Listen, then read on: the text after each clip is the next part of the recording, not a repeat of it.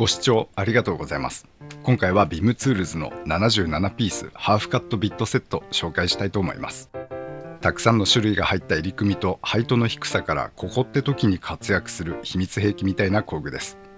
こちら以前に一度動画は作っておりまして、しかし YouTube 始めたばかりの頃でして、作業で使うシーンなんかを全然お伝えできていなかったので作り直しをしています。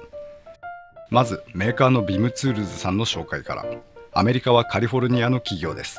歴史は古く1931年の創業。車関係で使う道具を多くラインナップしています。最近は鮮やかなグリーンの映える道具を海外の動画でよく見かけるようになりました。幾度かの買収を経て現在の体制となってからは宣伝に力を入れている印象。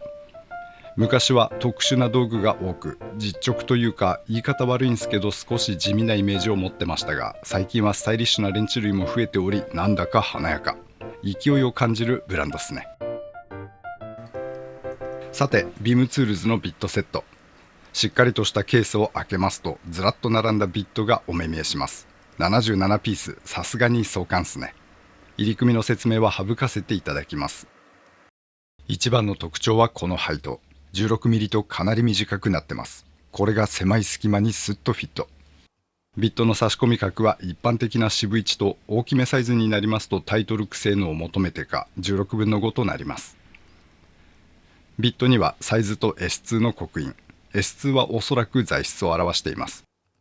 メーカーのホームページには台湾製と記載がありました。汚れはつきやすいですがとても弱いなどトラブルもなく、悪くない一般的なビットであると感じます。ビットを組み合わせるハンドルがこちら。全長は115ミリ、差し込み部分はビットに合わせて支部1と16分の5となってます。組み合わせてみると支部1ビットはハイト 16.1 ミリ、16分の5でも 17.5 ミリほど。一般的なビットは単体で25ミリですから、その低ハイトぶりがわかります。メッキの綺麗な仕上がりです。ネックには15度の立ち上がりがあります。切り替えレバーがつくタイプ。ドライブ部分に入る見慣れたクリップの形とリバースギアという刻印から台湾はハイファイブの製品でしょう。ギア数は多分支部1側が52の16分の5側が64枚。空転トルクは一般的、少し重ためというかかっちりとしています。キリキリとはっきりした音は信頼できる印象を受けますね。ギアの山乗り越えたのが分かりやすく、使い方をミスって壊すということは少なそうです。ヘッド部分には滑り止めが刻まれたリングが備わりまして、ここに指2本届けば簡単に送り操作は可能ですから、手遊びしている感じ、空転の重さというのは気になりません。切り替えレバーは小さいですが操作性は悪くないです。指の腹で操作をするか爪で引っ掛けて切り替える感じ。私の答えは切り替え少し固めですが引っかかりはなく、勝手に切り替わってしまうような不安も感じません。この切り替えレバーのおかげで壁に当たって積む問題が発生しません。切り替えレバーを持たず表裏を返してラチェットの向きを変える製品では、緩めている途中で壁に突き当たってしまうとそこから何もできなくなって積むという問題があります。試作段階のものであったり、工数削減のため外すべき部品を取らないで作業している時などこの現象が起こると聞きます。私はこれ経験したことがないのですが、知り合いは陥ったらしく、結局ネジを切るしかなかったと申しておりました。BIM ツールズのハンドルは切り替えレバーがあるのでその心配はありません。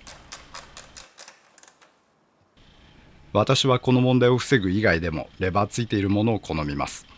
ネジにかけに行く際に向きを確認する必要がないですし、オフセットがある場合に使いやすいためですね。ビット、ラチェット以外にエクステンションと支部1のソケットアダプターが付属します。エクステンションは支部1と16分の5の2つ。どちらもラチェットへの差し込みは支部1となってます。延長する量は60ミリくらい。ハイト低いのが本製品の売りですから、エクステンションはいらないのではという意見ごもっともに思いますが、実作業ではどちらかといえばハイト低すぎて使えない場面の方が多い印象はありまして、この2本入れてくれたのは嬉しいですね。ラチェットにつけてみるとバランスよく持ちやすくなります。ただビットの保持がマグネット式でして、短いビットですから交換は大変。常用するには難しい部分も見え隠れしています。もう一つがソケットアダプター。16分の5、大きい側のドライブに取り付けて支部1のソケットが使えるようになりますね。こちらは意外と高さを抑えることができません。一般的なラチェットと同じくらいになります。スナップオンのスイベルラチェット TM72 と比べますとビムの方がわずかですが高くなっちゃってます。ただしビムはヘッドがとてもコンパクト。スナップオン 31.25mm に対してビムツールズ 17.1mm と半分に近いヘッド幅です。この幅の小ささが様々な場面で活躍します。ソケットの保持加減は良い具合。ソケット抜こうとしてアダプタごと抜けてしまうことはほとんどありません。ただ扱いやすくて良いですが、ネジにソケット持っていかれることはあるかもしれないですね。使っていて助けられることの多い道具です。入り組みの豊富さから対応できる場面は多く、これを一つ持っていたおかげで作業が止まらなかったことが何度もありました。車関係で使われるネジに広く対応ができます。海外メーカーの車両やアフターパーツを使う場合はミリとインチのネジが混在していたりもしますので、どちらも入ったビムツールズのこのセットはよく活躍してくれます。私のオートバイは六角ボルトの使用が少なく、ほとんどが穴付きボルトで構成されていまして、簡単な作業であればビムのこのセットを持っていくだけで完了することも。特徴であるハイトの低さはこういう場面で役立ちます。私の手持ち部品で見つけたのがこちらのエンジンマウントを止めているボルト。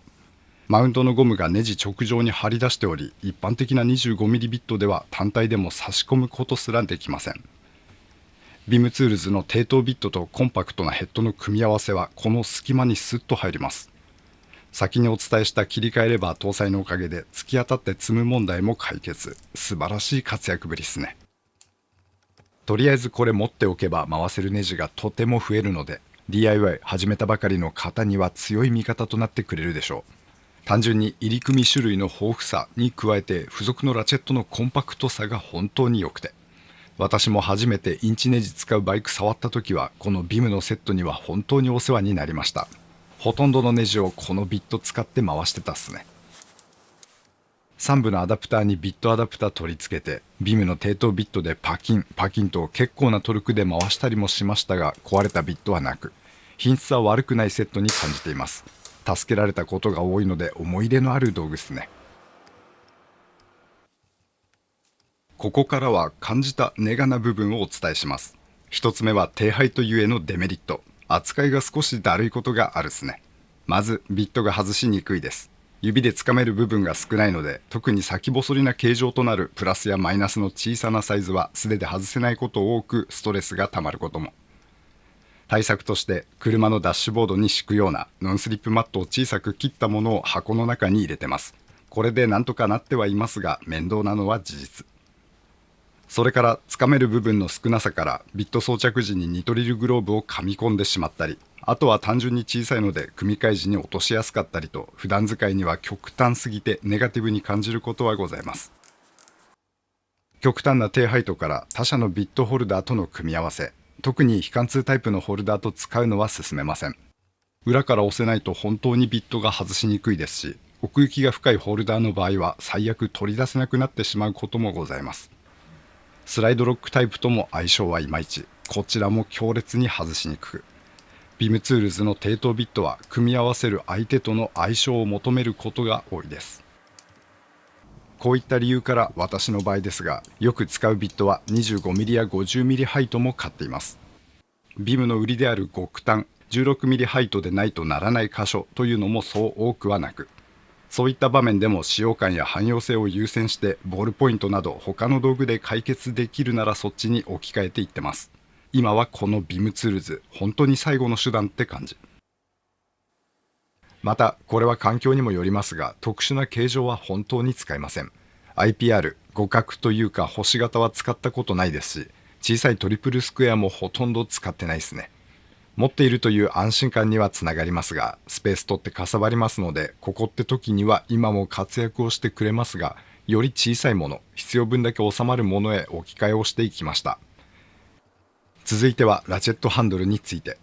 ビットは片側からしか差し込むことができません。マイナスのオフセット、こっち側では使えないんです。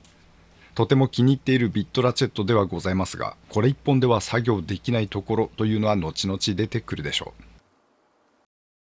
最後はお値段。定価は$180ほどですが、最近の厳しい為替のためか国内での販売価格は3万円からといった感じ。私がこれを買ったのは10年くらい前だったか、キャンペーンをやっていて1万円だったと記憶をしています。今はビット工具もメジャーになってきましたので、25mm であれば種類も揃えやすくなりました。配当低いものも SK113 の 12mm 長短ビットやアネックスさんからも 19mm のトルクスなどが出ています。すべて同じブランドで揃えたりオールインワンとはなりませんが、国内ブランドで必要分が揃うのであれば随分とリーズナブルには済みますね。ビムツールズのこれを今の値段で買うというのは割高感が出ています。ビムツールズの77ピースハーフカットビットセット。道具がしっかりと揃うまで本当に助けてくれるアイテムです。私はビット工具の便利さ、これで気づくことができました。道具を揃え出そうかって考えている方にまずおすすめしたいアイテム。これでしか回せないネジというのも多分あります。為替落ち着いてもう少し安くなったら最高なんですけど、今の値段でもハマれば刺されば良い道具となるでしょう。一つのブランドで揃えたいとか、ちゃんとしたケースが欲しいなど、統一感求める方には良い選択となりそうです。用途に合いそうでしたらお試しください。ご視聴ありがとうございました。当チャンネルではこんな感じに道具の紹介をしております。お時間ございましたら他の動画も覗いていってみてください。皆様には再びお会いできますことを願っております。それでは次回まで。See ya。